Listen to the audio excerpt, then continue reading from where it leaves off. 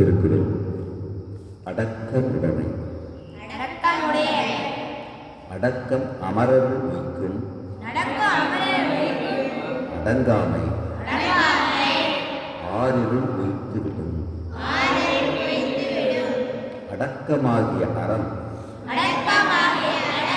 ஒருவனை தேவனாக்கும்.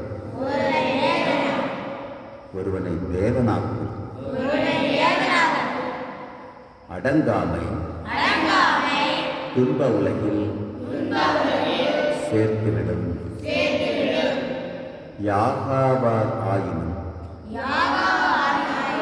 நா காக்க, காவாக்கால் சோகாப்பர் சொல் இழுக்கப்பட்டு. ஒருவன் தான் எப்படிப்பட்டவனாக இருந்தாலும் தனது நாவை,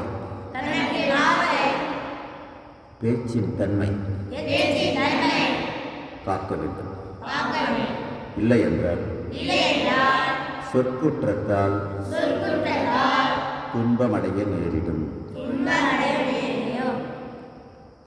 எல்லாருக்கும் நன்றாம் பணிதல்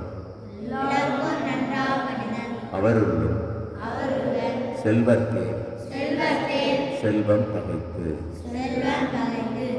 எல்லோருக்கும் அடக்கம் உடைமை. நற்செல்வமானதும் நற்செல்வம் ஆனாலும் செல்வர்களுக்கு அடக்கம் மேலும் ஒரு செல்வமாகிவிடும்.